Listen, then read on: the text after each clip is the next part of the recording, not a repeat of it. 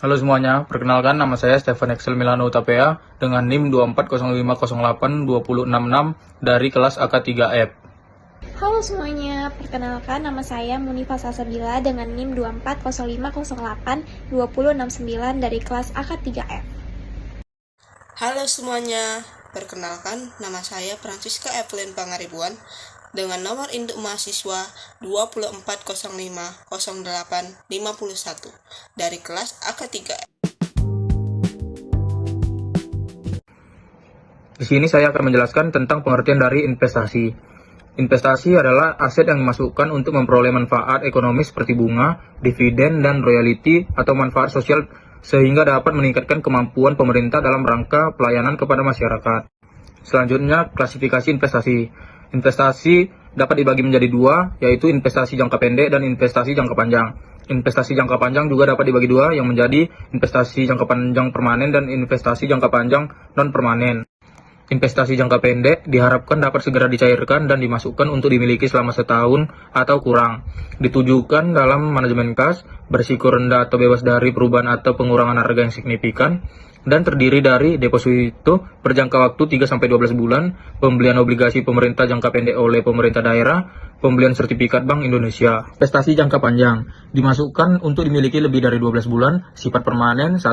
Investasi permanen atau dimiliki secara berkelanjutan. Contoh yaitu penyertaan modal pemerintah pada perusahaan negara atau daerah, penyertaan pemerintah pada badan internasional dan badan hukum lainnya, investasi permanen lainnya. 2. Investasi non-permanen atau dimiliki secara tidak berkelanjutan. Contoh yaitu investasi dalam surat utang negara atau SUN, penanaman modal dalam proyek pembangunan yang dapat dialihkan kepada pihak ketiga, investasi non-permanen lainnya. Nah, di sini saya akan membahas mengenai pengakuan dan pengukuran investasi. Yang pertama, ada pengakuan investasi. Pengakuan investasi ini terdiri dari dua. Yang pertama, kemungkinan manfaat ekonomi atau manfaat lainnya atau jasa potensial di masa yang akan datang atau suatu investasi tersebut dapat diperoleh oleh pemerintah. Kemudian yang kedua, nilai perolehan atau nilai wajar investasi dapat diukur secara memadai. Kemudian ada pengukuran investasi. Nah, pengukuran investasi ini terdiri dari beberapa kriteria.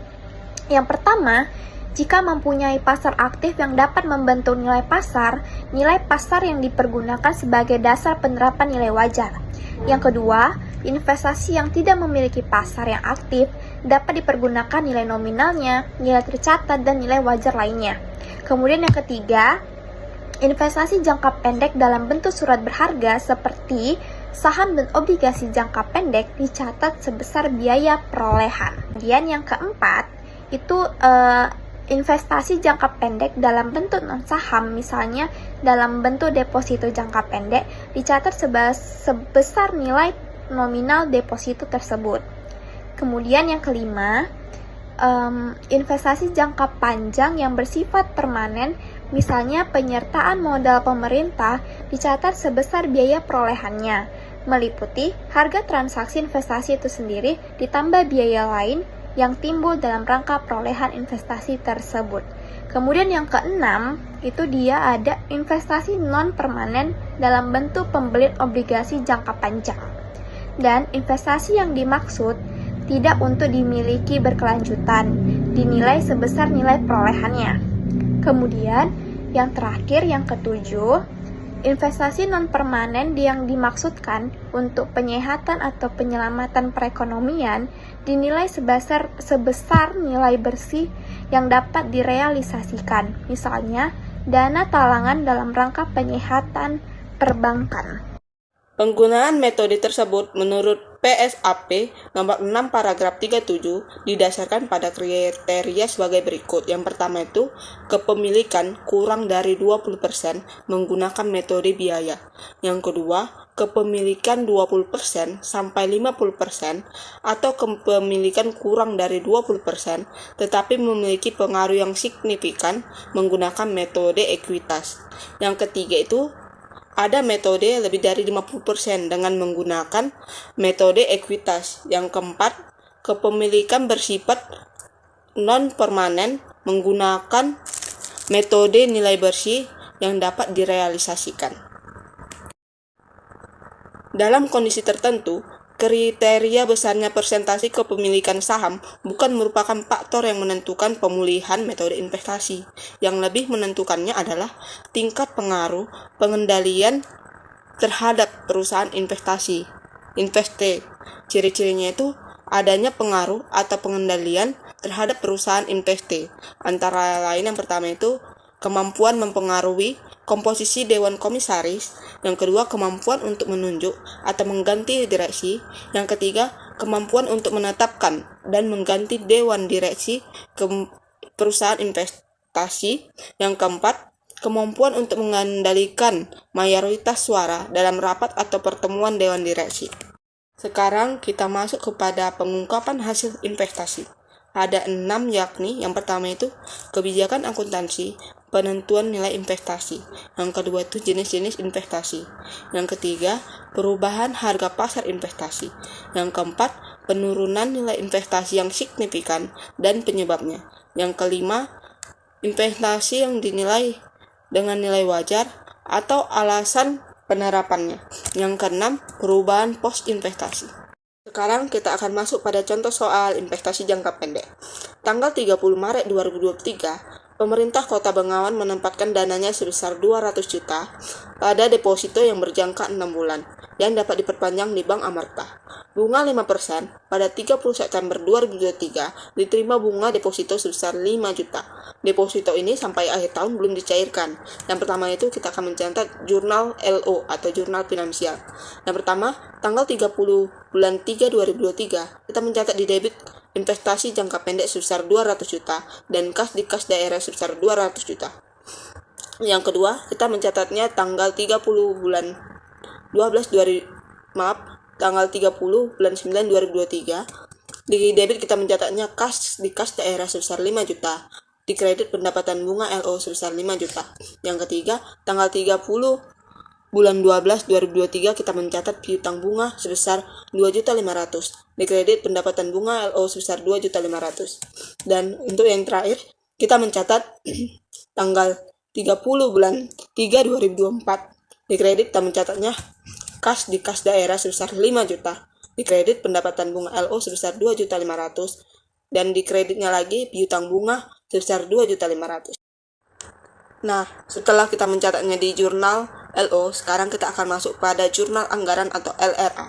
Yang pertama itu, tanggal 30 bulan 3 2023, kita akan mencatat di debit itu investasi jangka pendek sebesar 200 juta dan di kredit estimasi perubahan saldo sebesar 200 juta.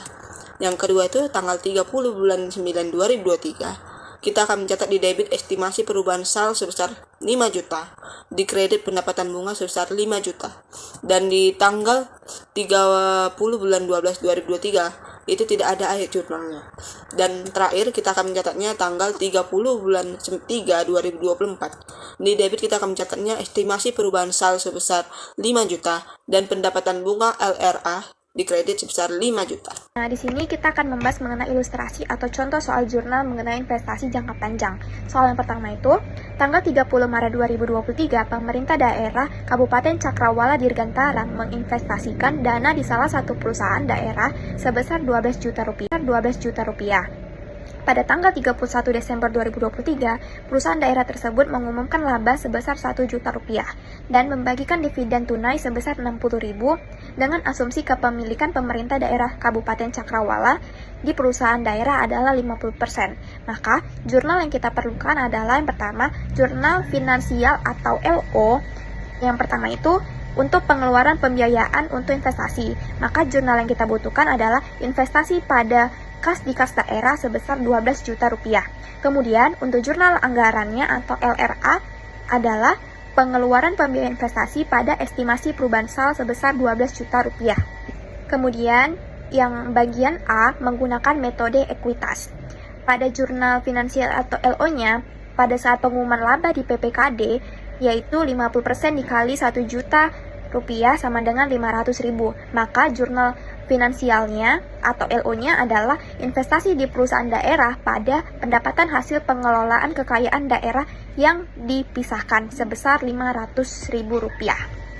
Kemudian untuk jurnal anggaran atau LRA-nya adalah yang untuk metode ekuitas, yaitu pada saat pengumpulan laba di PPKD yaitu 50% dikali Rp1 juta. Tetapi di jurnal anggaran atau LRA ini tidak memiliki jurnal.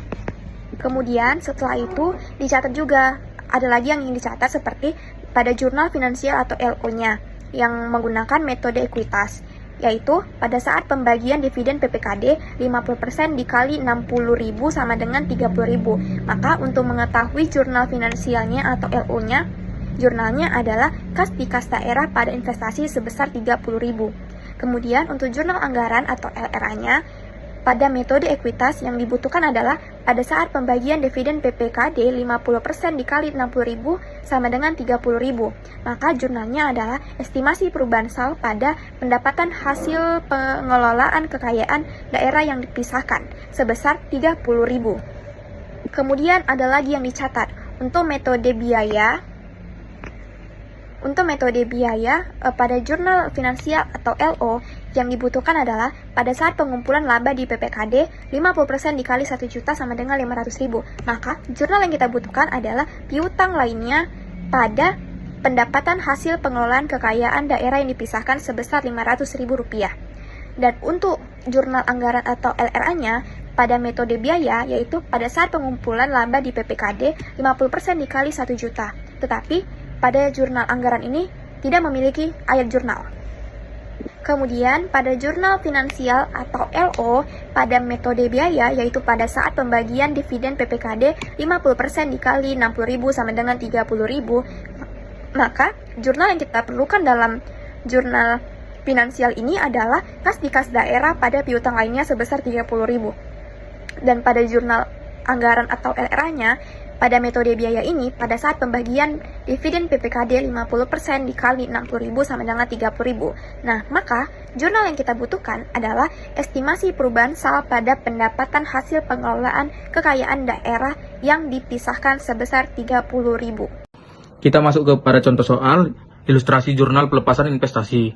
Tanggal 30 Maret 2023, pemerintah daerah Kabupaten Cakrawala Dirgantara memutuskan menjual saham kepemilikannya di perusahaan daerah senilai 10 juta rupiah. Saham tersebut terjual dengan harga 11 juta rupiah pada tanggal 3 April 2023.